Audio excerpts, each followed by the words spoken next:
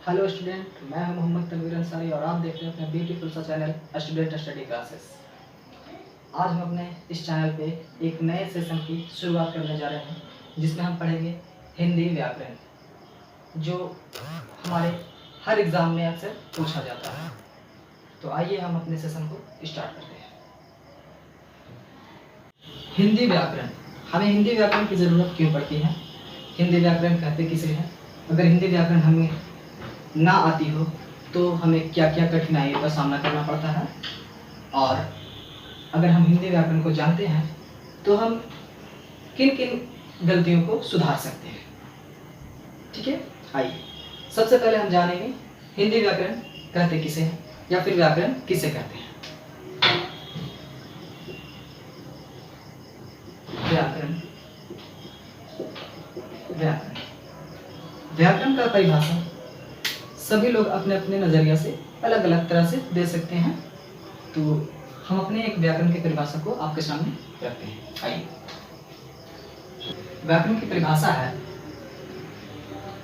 व्याकरण व्याकरण वह शास्त्र है जिसके द्वारा हमें शुद्ध शुद्ध लिखना, शुद्ध शुद्ध पढ़ना और शुद्ध शुद्ध बोलना सिखाता है। इसका मतलब हुआ कि अगर हमें व्याकरण नहीं आता है तो हम बहुत सी चीज़ों को ना शुद्ध शुद्ध पढ़ सकते हैं, ना शुद्ध शुद्ध लिख सकते हैं और ना ही शुद्ध शुद्ध बोल सकते हैं। जैसे अक्सर होता है, आप लोगों ने देखा होगा कि अगर किसी चीज़ का सेंटेंस बोलना है, किसी चीज़ का वाक्य बोलना है, तो उसमें हम अक्सर गलतियां करते हैं। जैसे अगर हमें कोई बस है तो उसके लिए हम क्या सेंटेंस बोलेंगे, रास्ते पे आ रही है तो हम उसके लिए ये इस्तेमाल करते हैं, गाड़ियां रोड पे आ रही हैं। ठीक है, या फिर गाड़ियां रोड पे आ रहा है, या फिर गाड़ियां रोड पे आ रहे हैं। ठीक है, तो अगर हमें व्याकरण नहीं आता है तो हम गलतियां करते हैं। इसका शुद्ध उच्चारण ये होता है, गाड़ियां रोड पे आ रही हैं, क्योंकि गाड़ी जो होती है, निर्जीव वस्तुएं जो होती हैं, वो अक्सर स्त्रीलिंग होती है। जब हम व्याकरण के सेशंस को आगे बढ़ाएंगे तब हम उस चीज़ों में जानेंगे, पुल्लिंग क्या है, स्त्रीलिंग क्या है, वचन क्या है। ठीक है, इसके बारे में हम जानेंगे। अब आती है, व्याकरण को हम बहुत तरह से बांटते हैं। पुराने ज़माने के हिसाब से, पुराने व्याकरण के आधार पे हम व्याकरण को 5 तरह से बांटते हैं, और नए व्याकरण के आधार पे जबकि शोधकर्ताओं ने शोध किया तो उसे हम 3 तरह से बांटते हैं। तो हम नए और पुराने में ज़्यादा अंतर नहीं है। नए में है, व्याकरण को हम 3 तरह से बांटते हैं और पुराने में 5 तरह से। नए में 3 तरह जो है वो पुराने में भी है, पुराने में 2 तरह ज़्यादा किया गया है। आइए हम इसको जानते हैं। इसको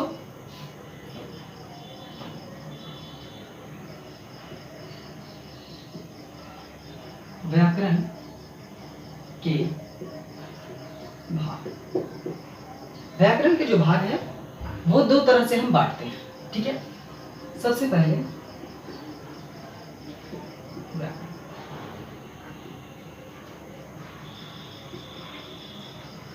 पुराने व्याकरण के अनुसार, पुराने अनुसार दूसरा जो है वो है नए व्याकरण के अनुसार।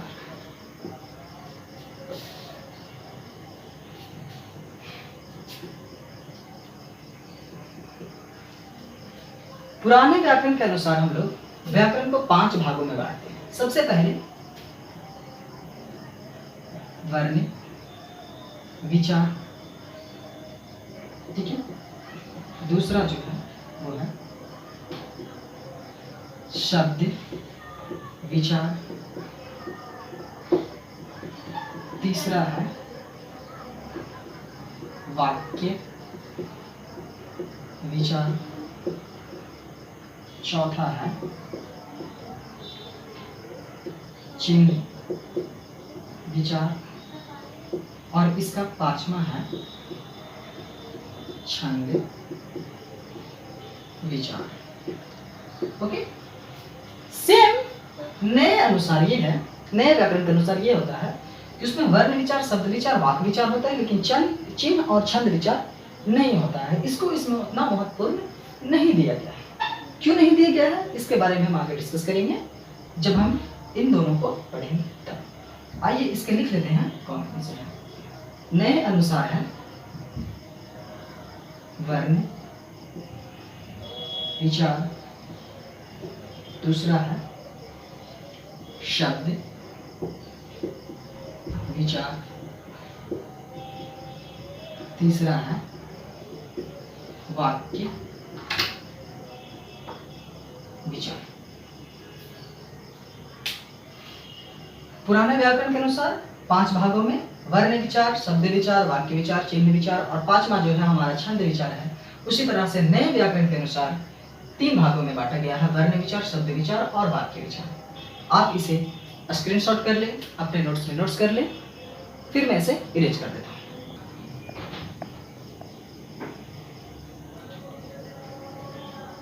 आइए हम लोग पढ़ते हैं ध्वनि। व्याकरण के प्रकार पढ़ेंगे, मतलब उसको कितने भागों में बांटा गया वो। अब हम लोग जानेंगे ध्वनि। ध्वनि किसे कहते हैं, ध्वनि क्या होता है, ये जानते हैं। इसका कोई बड़ा परिभाषा नहीं है, ये एग्जाम में लगभग एग्जाम में पूछ लेता है। मतलब ध्वनि कहते किसको है, तो जब हम बोलते हैं तो जो हमारी जबान से आवाज निकलती है उसे ध्वनि कहते हैं। ध्वनि जबान से निकली हुई आवाज या फिर कोई वस्तु से निकली हुई आवाज, ठीक है, ध्वनि कहलाती है।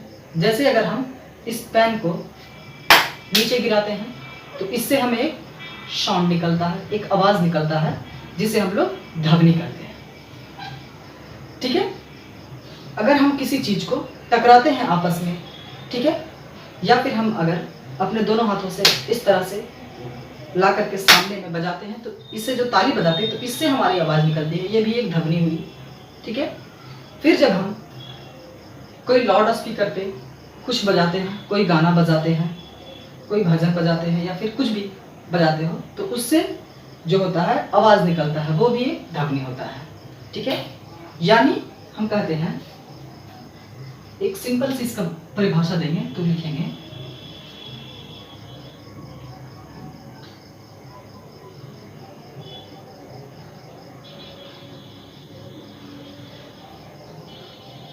बोलते समय जो आवाज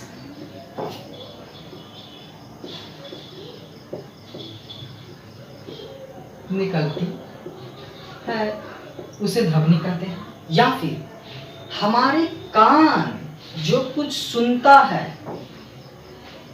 उसे हम ध्वनि कहते हैं, ठीक है। कान का काम क्या है, हमारे जो ज्ञान इंद्रियां है वो 5 होते हैं ना, आँख, कान, जीभ, नाक, त्वचा, तो इन सबका अलग अलग काम होता है। उसी तरह हमारे कान का क्या काम है, किसी भी ध्वनि को सुनना, किसी भी आवाज को सुनना। तो कान जिन चीजों को सुन सकता है, ठीक है, कान जिन चीजों को सुन सकता है वो होता है ध्वनि, ठीक है। चाहे वो हमारे द्वारा बोले गए हो या जानवर द्वारा निकाली गई आवाज हो या निर्जीव चीजों द्वारा आपस में टकराने से, घर्षण होने से जो आवाज निकलता है वो ध्वनि कहलाता है। ओके, आइए हम जानते हैं लिपि। लिपि क्या होता है, ठीक है। लिपि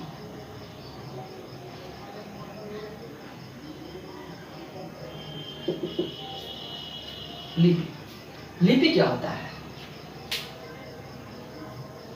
मैं जैसे यहाँ पे कुछ लिखा हूं, लिपि का ज्ञान जो है तब हुआ था जब हमें अक्षरों का ज्ञान नहीं था। मतलब कहने का है, हम जिन अक्षरों को जिन संकेत से लिखते हैं उसे हम लिपि कहते हैं। जैसे हिंदी अक्षर को हम जिस संकेत से लिखते हैं वो एक प्रकार की लिपि है। अंग्रेजी में जो हम ABCD लिखते हैं उसके ABCD की मदद से हम जो स्पेलिंग्स बनाते हैं वो भी एक लिपि है। उर्दू में जो है अलिफ बे होता है या फिर जो होता है उसको जो हम लिखते हैं वो भी एक लिपि है। पंजाबी भाषा में जो है लिखाता है, वो भी एक लिपि है, अक्षर जो है। तो हम इसका साधारण से परिभाषा ये देंगे कि अक्षरों को जिन संकेतों से लिखा जाता है या बोला जाता है उसे हम लिपि कहते हैं। ठीक है, अक्षरों को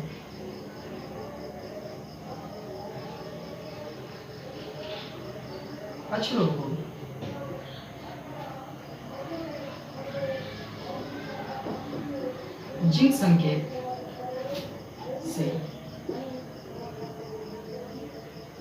दर्शाया जाता है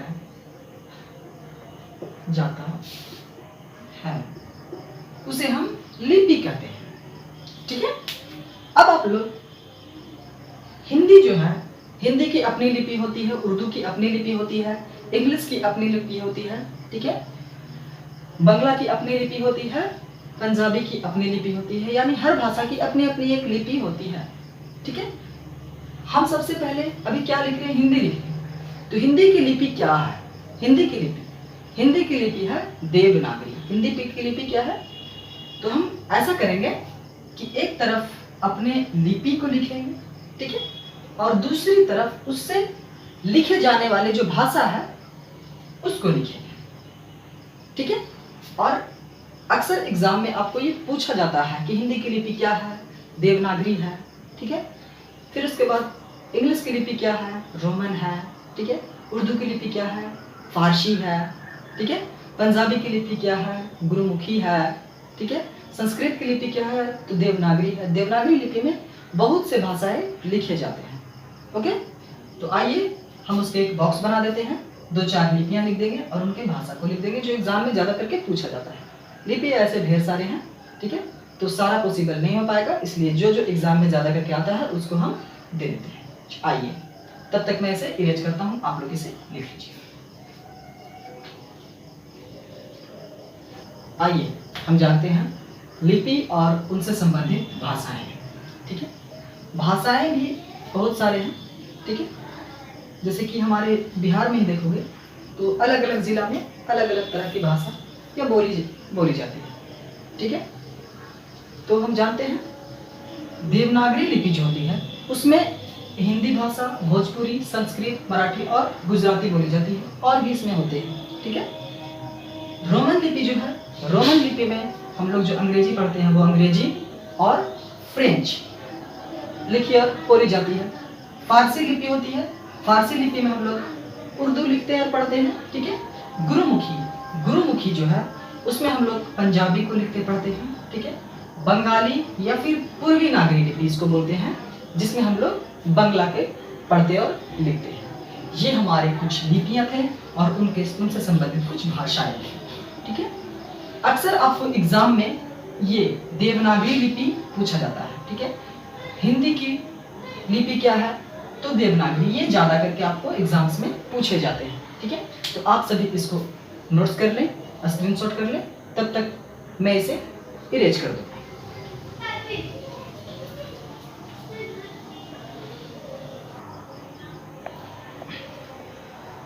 हम जानते हैं आगे के टॉपिक्स।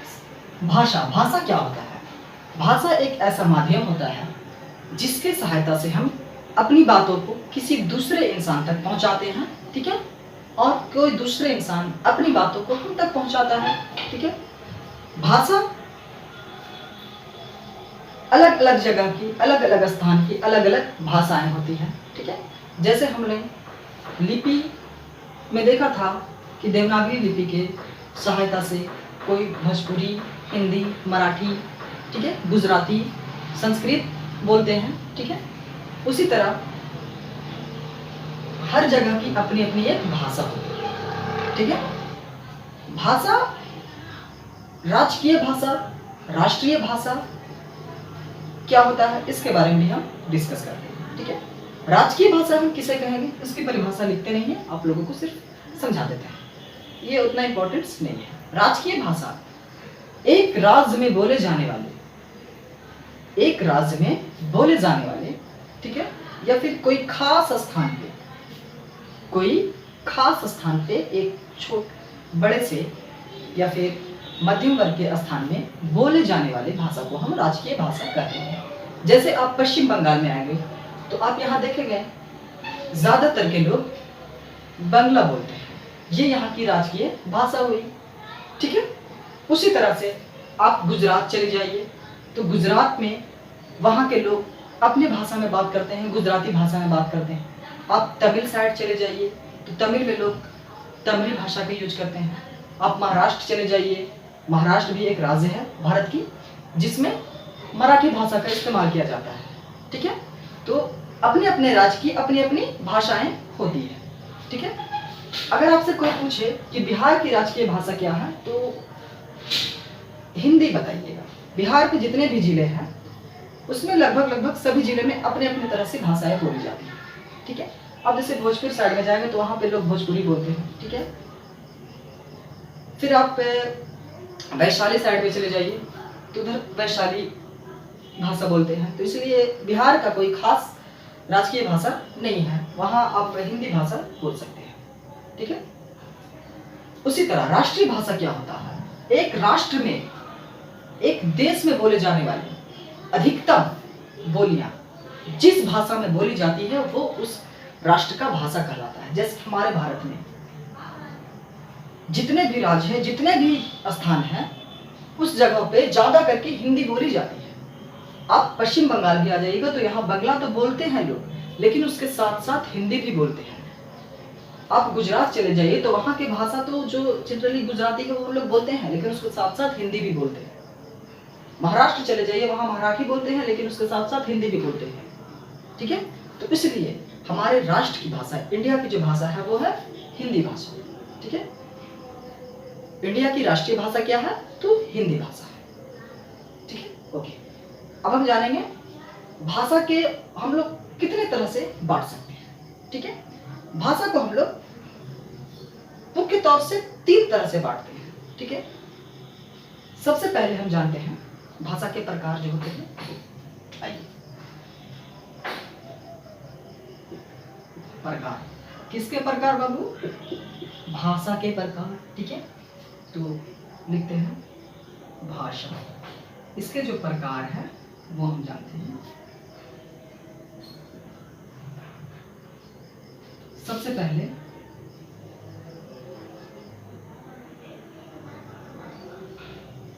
मौखिक भाषा, दूसरा जो हमारा है वो है लिखित भाषा, और तीसरा जो है वो है सांकेतिक भाषा। ठीक है, भाषा के जो है हम लोग 3 तरह से बांटते हैं, 3 तरह से हम लोग अपने बातों को लोगों तक पहुंचाते हैं। ठीक है, एक है मौखिक भाषा, दूसरी है लिखित भाषा और तीसरी है सांकेतिक भाषा। मौखिक भाषा को हम लोग कैसे पहचानते हैं?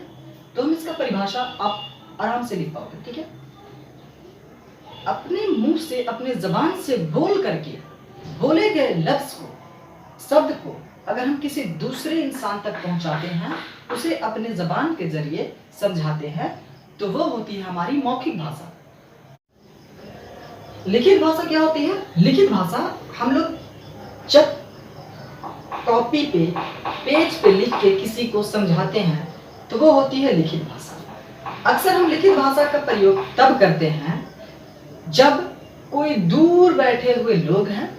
ठीक है, उन्हें हम अपने आवाज से यहाँ से तो बोल नहीं पाएंगे, हाँ बोल पाएंगे फोन के माध्यम से। ठीक है, जब हम फोन के माध्यम से टेलीग्राम भेजते हैं, ठीक है, मेल भेजते हैं, या फिर खत के माध्यम से हम किसी लोगों को अपनी बातों को प्रकट करते हैं, दूसरे लोग तक पहुंचाते हैं, तो वो होती है हमारी लिखित भाषा। ओके, अब आते हैं हमारे सांकेतिक भाषा। सांकेतिक भाषा जो है वो बहुत ही इम्पोर्टेंट किसके लिए है वो आप इसके नाम से लगभग आप लोग पहचान गए होंगे, लेकिन इसको मैं एक्सप्लेन कर देता हूँ। सांकेतिक भाषा एक ऐसी भाषा की माध्यम होती है जिसमें हम इशारों में बात करते हैं। ठीक है, जैसे आप देखोगे छोटे बच्चों को, जब वो दुकानदार के पास जाते हैं तो कोई वस्तु रखी हुई है, उस वस्तु का उसके नाम नहीं पता है, तो वो क्या बोलता है, अंकल मुझे ये दीजिए। कोई चॉकलेट की डिब्बा है और उस पर वो इशारा करता है कि अंकल मुझे ये दीजिए, तो वो क्या करता है, उस पर संकेत करता है और वो दुकानदार उसे वो चीज दे। ठीक है, फिर उसके बाद आप देखोगे गूंगे लोगों को समझाने के लिए, या फिर गूंगे लोग हमें जो समझाते हैं वो संकेत देकर के समझाते हैं। फिर आप अगर कोई बहरे लोग हैं तब आप उसे कैसे समझाते हो? संकेत देकर, ठीक है। या फिर कोई आंखों से ना देख पाता हो तब भी आप उसे संकेत से ही समझाते हो, ठीक है। या फिर आप बोल के भी समझा सकते हो, ठीक है, अंधे लोगों को, क्योंकि वो तो सुन सकता है ना, ठीक है।